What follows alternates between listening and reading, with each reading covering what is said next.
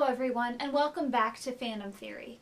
My name is Elizabeth Rathburn, and this video is a part of a larger project in which I'm researching online entrepreneurs and their audiences. In the last video, I gave an overview about what fandoms were, and went into more detail about the rising trend of creator fandoms. If you missed it, the link's above or in the description. How did we get here? Whenever there's something new, whatever it may be, we always seem to ask the question, but we don't always take the time to step back and try to answer it. Here, I'm going to do exactly that. Many things had to develop for there to be an ecosystem where there's the possibility you can make money by creating videos, either through more traditional sponsorships or advertising, or the newer idea of getting regular monetary support from your audience. This is Fandom Theory, Part 2.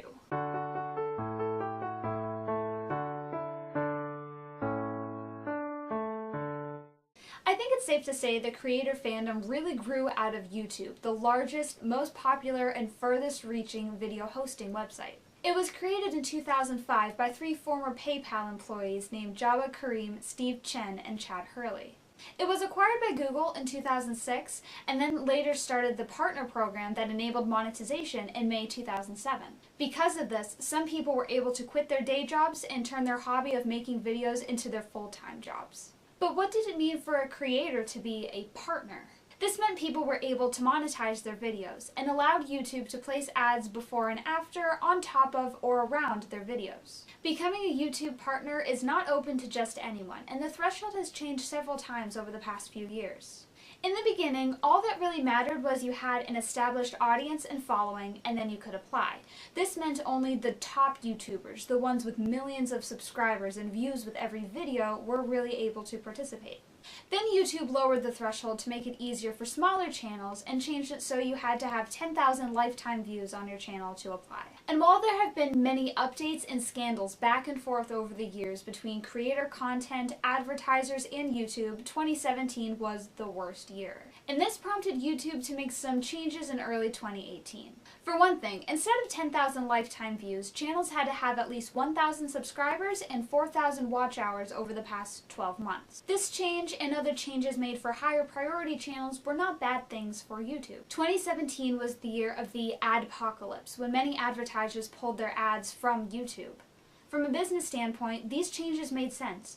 YouTube had to get its platform under control or it would no longer be a viable company. Even for creators who met the new threshold, had an established following, and did not break any of the strict new YouTube community guidelines, the amount of money they were seeing from just YouTube advertising was shrinking and shrinking. Were there other options in order to keep making videos for a living? I'll get to that in a minute, but first I want to look at two places where you might also find creator fandoms: podcasts and Twitch. Podcasting is actually older than YouTube.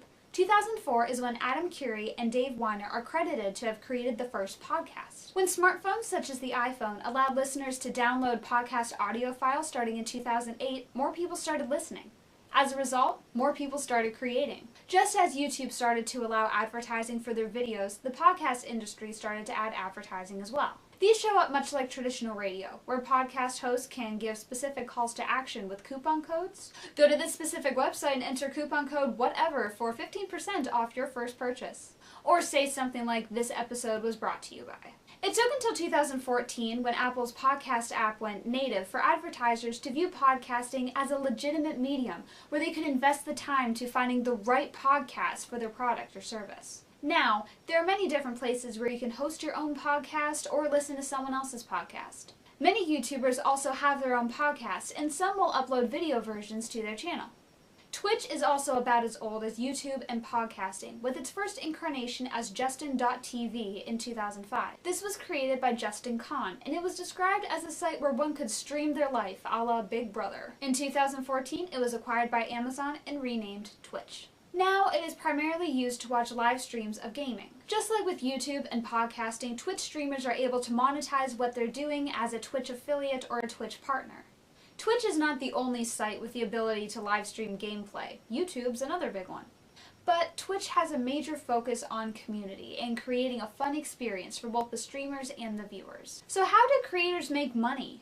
One option, which used to be a lot more popular, was to join an MCN, which is a multi-channel network. MCNs partner with channels and offer services such as access to bigger, better production and editing facilities, access to bigger sponsorships, and opportunities for collaboration with other channels in the network, which might grow a new channel's audience. YouTube itself provides an article about MCNs for creators, and they offer a word of caution to make sure that you understand every part of the contract, because it is a legally binding contract. YouTube also states in this article that any revenue made through YouTube will go through the MCN's AdSense and then will be distributed to the creators by the MCN. It is in these contracts that some of the issues creators have with MCNs come into play. There have been instances of broken contracts, especially over the issue of owning intellectual property, and smaller channels might not feel properly cared for if an MCN is managing a large number of channels. MCNs have also started to drop channels en masse as YouTube continually changes and updates its policies. MCNs are also being bought by even bigger production companies, such as Maker Studios, bought by Disney in 2014. These companies are continually evolving, just like the rest of the online world, but the average creator is not excited about the changes. The future of MCNs is a little uncertain, especially in the wake of the 2018 Defy Media shutdown and subsequent fallout.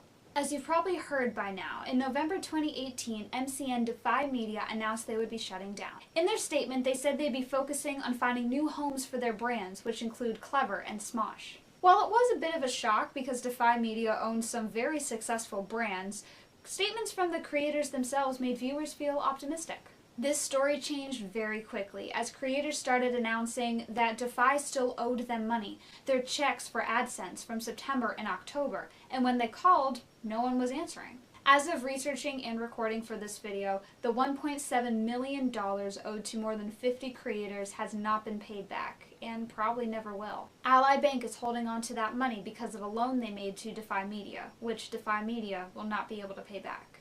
Inherently, MCNs are not a bad thing. In fact, now more than ever, the most important service they provide is copyright protection. But maybe they're not the way of the future. Looking at a story like what happened with Defy, it's no wonder that online creators are stepping away from networks and becoming completely independent and audience-funded. So another option to make money is crowdfunding. Crowdfunding is the process of raising money in a one-time amount, usually over a fixed period of time, through a website or service made specifically for this type of fundraising. Some popular crowdfunding sites include Kickstarter, Indiegogo, and GoFundMe. As a result of using the site will take a small percentage of the total funds raised, as well as another small fee. The rest goes to the creator of the campaign or cause or project. Those who support these initiatives, often called backers, are offered different rewards depending on how much they donate. This is usually most seen in entrepreneurial and creative endeavors. It's completely up to the creator as to what to offer, but sometimes these incentives are what get people to donate. A famous example of successful crowdfunding by pop culture media fandom would be the 2013 Kickstarter for the Veronica Mars movie. But another example from the same time frame using a creator fandom would be the theater production company Team StarKid and how they've been using Kickstarter for several years to fund many of their shows. Team StarKid was accidentally launched to internet fame after their first musical, A Harry Potter Musical, went viral on YouTube in 2009.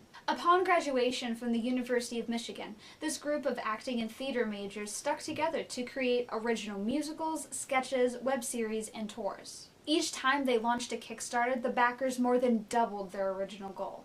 For example, with their first Kickstarted show, Twisted, their original goal was $35,000, and the writers already said they were planning on putting up the rest of the $60,000 the production would require. The backers raised about $143,000, allowing them to add extra cast members, better microphones, puppets, and hire a fight choreographer. For the first show especially, it was hard to ask strangers for money, and there was a bit of a learning curve when trying to figure out what the rewards for backers should be. But they have long since realized the power of having a very eager and very supportive fan base. There can be issues with crowdfunding. Someone could steal an untrademarked idea for a creative endeavor or business, or there could be scams that steal backers' money and never give out rewards. But projects do have a higher chance of success when the creator already has an audience behind them who knows them and supports them.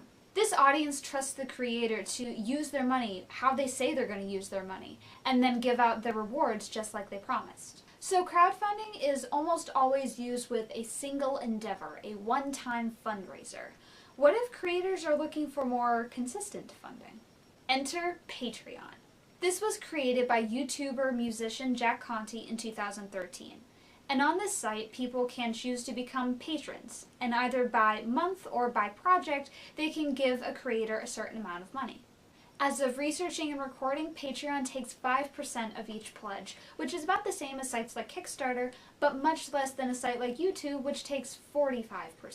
Just like Kickstarter and other crowdfunding sites, Patreon allows for creators to set up different perks for their patrons. These perks can include access to works in progress using a service called Lens, extra videos, full cuts of reaction videos, or bloopers, Patreon exclusive posts, video chats through Crowdcast, and live chats through Discord, the patron's name listed as a producer at the end of a video, and many other things. According to self-reports by patrons, the decision to become a patron is split about 50-50 between wanting to support the creator and wanting to receive the perks. And if the creator keeps delivering on the content and the perks, they have the potential to make quite a sizable paycheck each month, possibly tens of thousands of dollars. Everything about Patreon is creator first, so creators can be paid for making something of value. From the fan side, being patrons is just the next step in being part of a creator fandom. Just like with other aspects of creator fandoms, what this is really evolving into is something more personal, something more everyday people can be a part of. So, to recap, creator fandoms have sprung out of a mix of several factors. There had to be platforms for creators to share their creations and ways for them to make money for what they're doing. By this point in time, the major players have established themselves: Google's YouTube, Amazon's Twitch, and podcasting. After a few key points in time, especially YouTube and their MCN switching focus to fewer creators in 2013, a new landscape was being created.